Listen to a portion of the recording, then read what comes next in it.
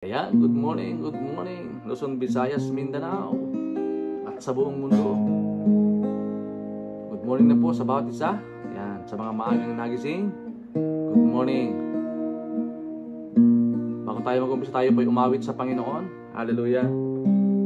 Alayan natin siya ng papurit pagsamba. Hallelujah, Jesus, Lord.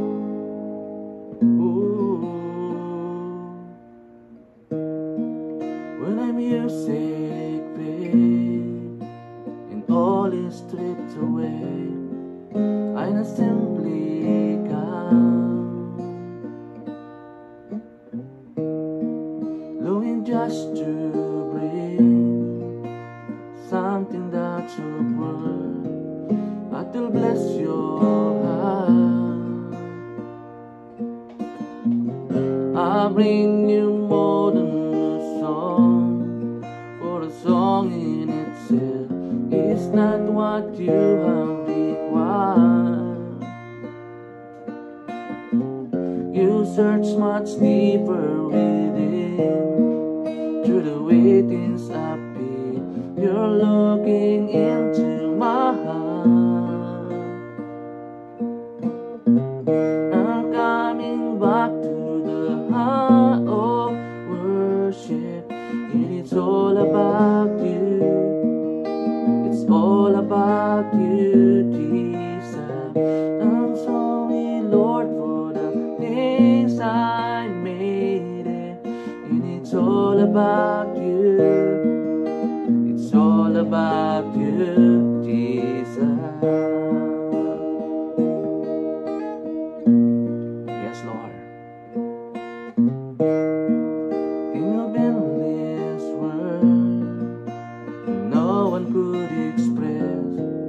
How much you deserve, oh God.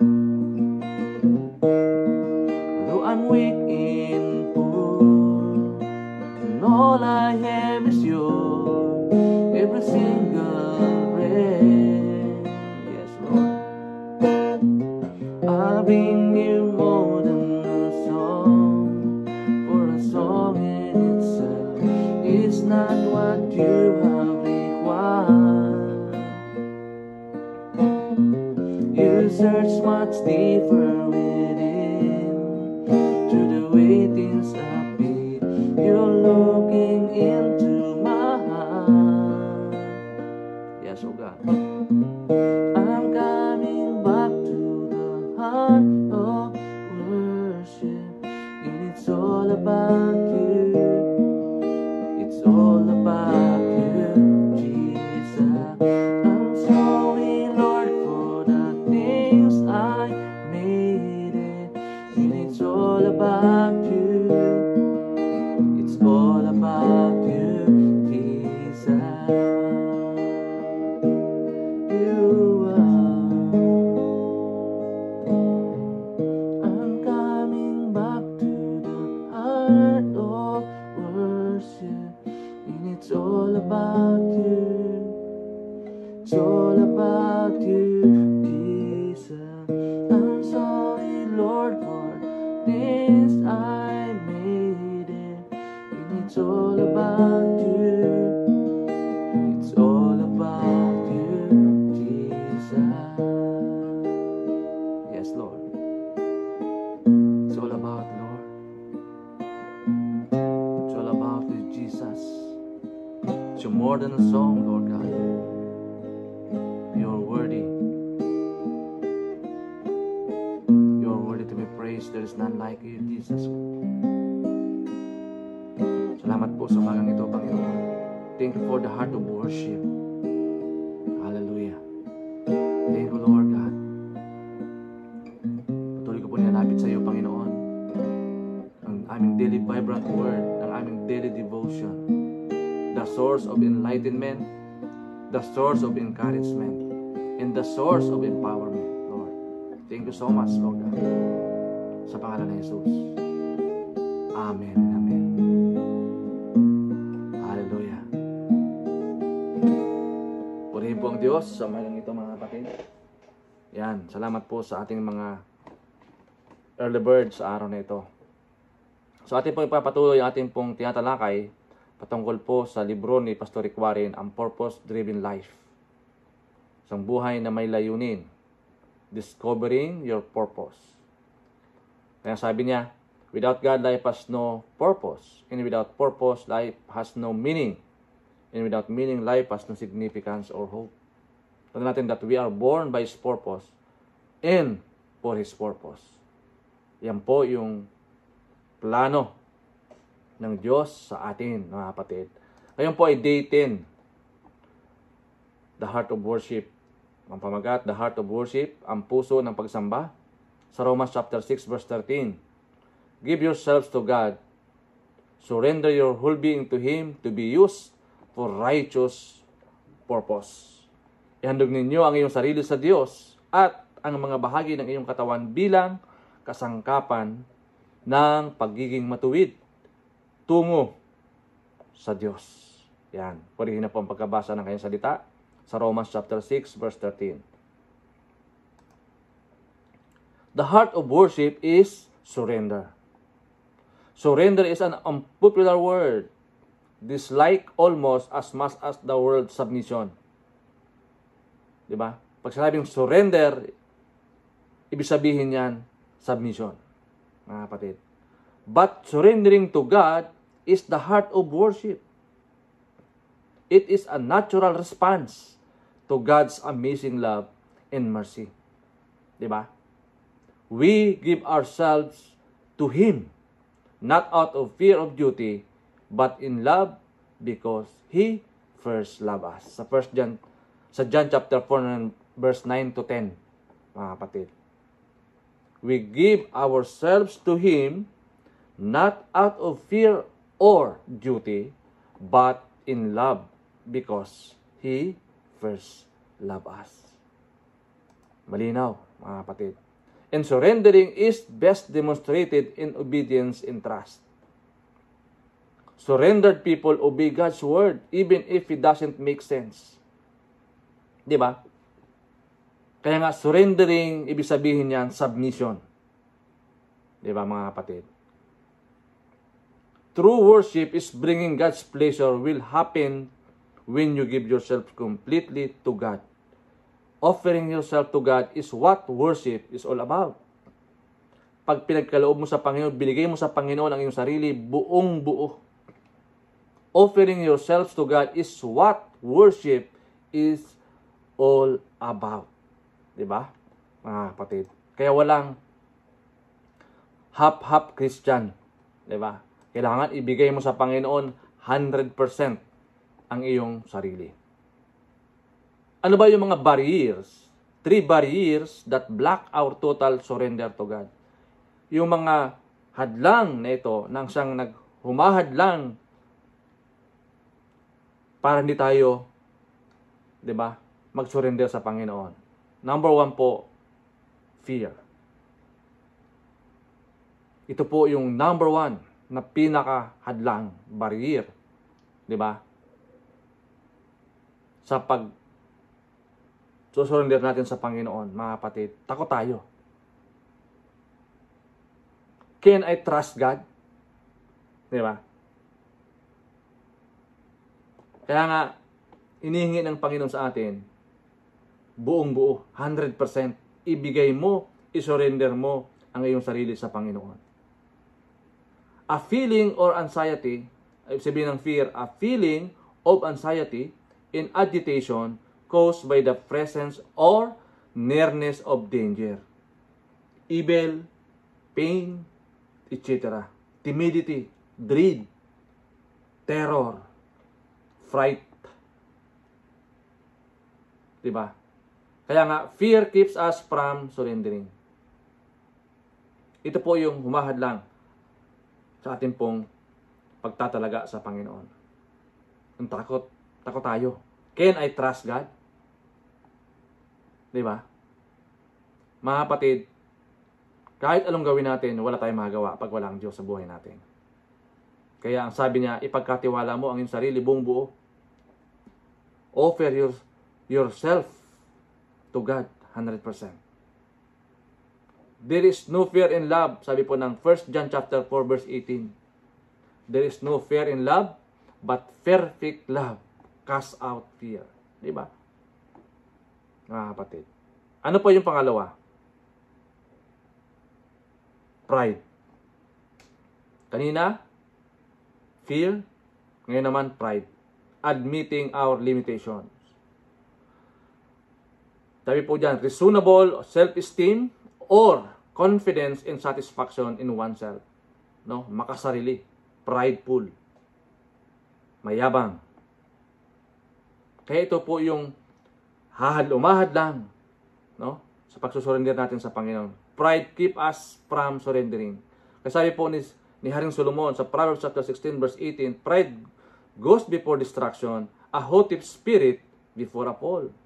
Ayaw ng Diyos na mayabang. Ayaw ng Diyos ng prideful. Mga kapatid. Kaya nga si Satan nag-fall because of pride. Diba? Ayaw ng Diyos ang kayabangan. Ayaw ng Diyos yung mayabang. Mga kapatid, wala tayong magagawa. Sabi nga ng Biblia, apart from Him, we are nothing. Diba? Wala tayong karapatang magmalaki. Wala tayong karapatang magyabang. Wala tayong karapatang ariin. Diba? Ang lahat ng bagay na rin sa mundo. Dahil ang Diyos ang tunay na may-ari, mga kapatid. Dahil sa pride, yan po ang hahadlang para hindi tayo makapaglingkod sa Diyos ng 100%. Sabi po ni E.W. Tozer, sabi niya, the reason why many are still troubled, is still seeking, is still making little forward progress, is because they haven't yet come to the end of themselves. We are still trying to give orders and interfering with God's work within us. Diba? Minsan nagiging mayabang tayo. And many times, mayabang talaga tayo. Kaya ayaw ng Diyos yan Minsan nagkikipag-argue tayo sa Panginoon. Ang dahilan kung bakit marami pa rin ang nababagabag, naghahanap pa rin, gumagawa pa rin ng kakaunting pasulong na pag-unlad dahil hindi pa sila nakakarating sa katapusan ng kanilang sarili. Sinusubukan pa rin naming magbigay ng mga utos at tumadlang sa gawain ng Diyos sa loob namin. Sabi niya, minsan ginagawa natin taliwas sa kalooban ng Diyos dahil tayo po ay prideful. When faced with our own limitation, we react with irritation, anger, and resentment. We want to be above all things. Iyon po ang nature ng tao. Gustong higitan ang Panginoon. We want to have it all and do it all, in who we become upset when it doesn't happen. Kapag hindi natin nagawa yung ginagawa, hindi natin na-accomplish yung ating ginagawa, na-upset tayo. Kasi akala natin, tayo ang may-ari. Hindi po, mga kapatid. Ang Diyos ang may-ari ng ating buhay. Then, when we notice that God gave others characteristics we don't have, so we respond with envy, jealousy, and self-pity. Lagi tatandaan na ang kaloob ng Diyos ay iba-iba. Diba? Mga kapatid, huwag tayo magkumpara sa iba. Masiyahan tayo sa kaloob na binigay sa atin ng Panginoon. Dapat maging thankful and grateful tayo, diba mga kapatid, sa mga bagay na ginagawa ng Panginoon sa atin. So number 3, confusion. Number 1, fear. Number 2, pride. Number 3, confusion. Lack of clearness or distinctness. The inability to think as clearly or quickly as you normal do. Diba? Confused ka. Mga kapatid, di mo alam ano ang dapat gawin. Diba mga kapatid? Kaya, confusion keep us from surrendering. Sabi po ni David, sa Psalm 119 verse 169, let my cry come before you, O Lord.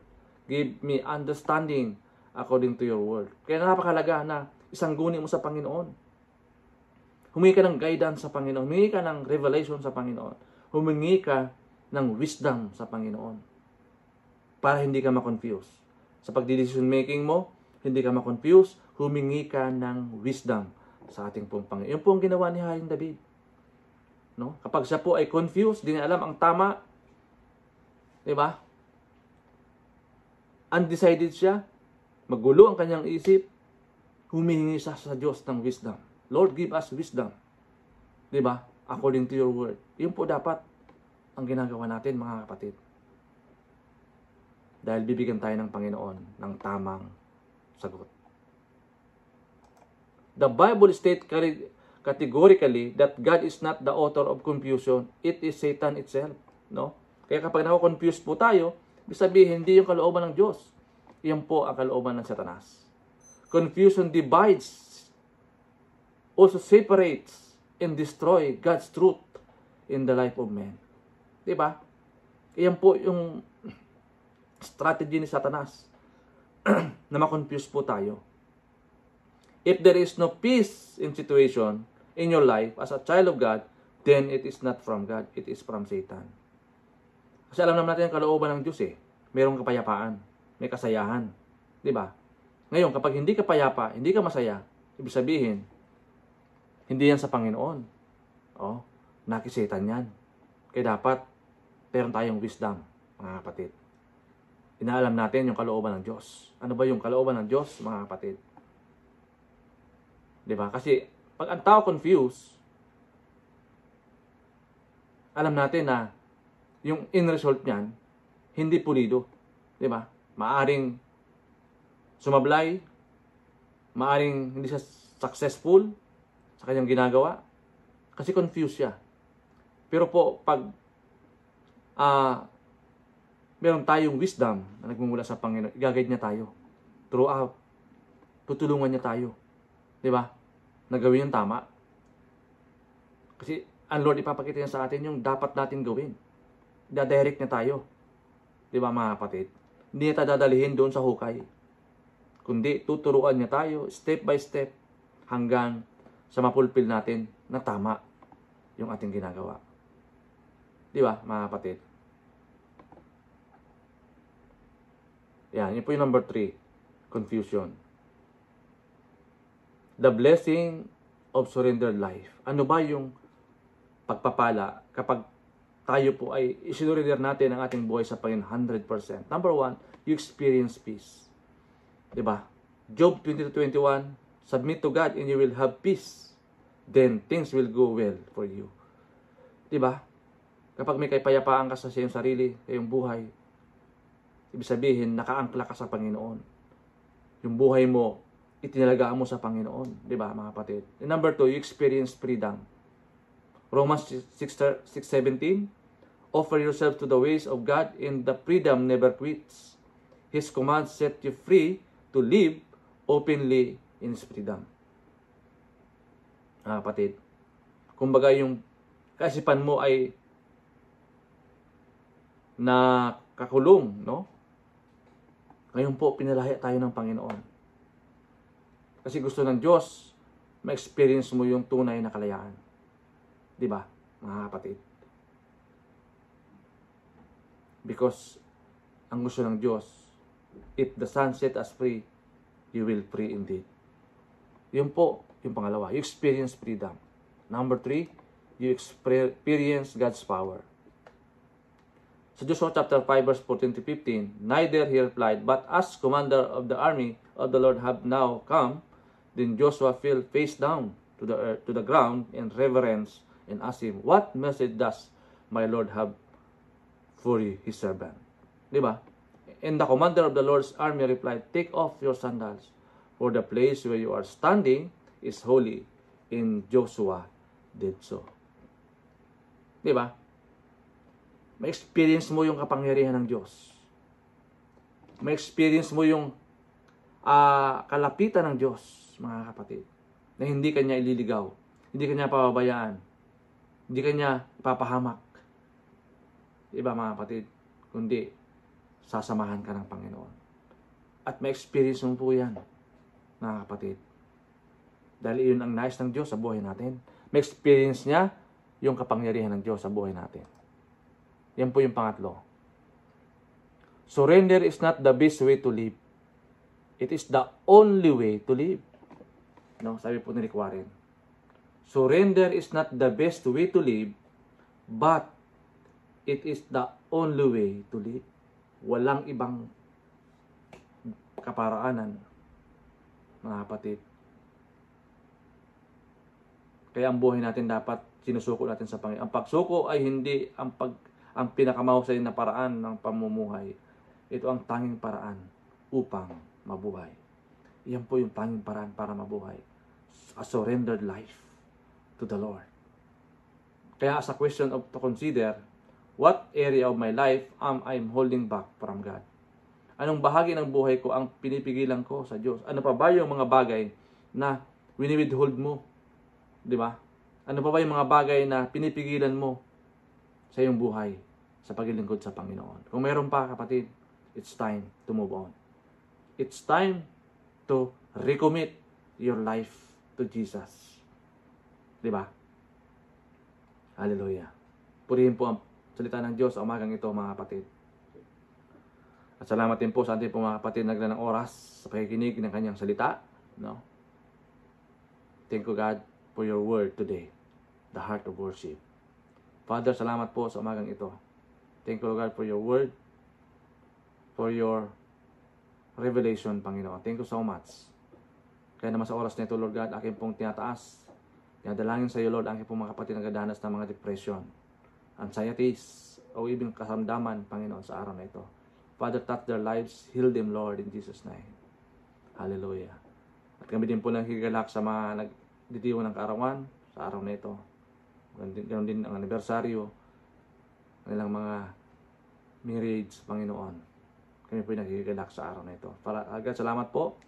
Pinupuri ka namin, pinasalamatan sa umagang ito, Panginoon. Thank you, God. Make this day fruitful and victorious. Samahan po kami. God, sa lahat namin gagawin, pagharian niyo po kami, Panginoon. Hayaan mo, Lord, na maranasan po namin ang total freedom, total surrendered life to you, Panginoon. Huwag kami manangan sa aming sariling karunungan, bagkus manangan kami sa iyong nais paggawa sa amin, Panginoon. Thank you, Lord, for your guidance, protection, Panginoon, sa aming pamilya. Hallelujah, in Jesus' name. Salamat po, Ama. All the glory, honor, and praise in Jesus' name. Amen and amen. Yan po. Maraming pong salamat. Salamat po sa inyo. Keep on sharing, mga kapatid, sa ating pong mga kilala, kasama, katrabaho, para naman sila ay makapakinig ng ating pong daily vibrant word, daily devotion sa araw-araw. God bless, and to God be all the glory. Bye-bye!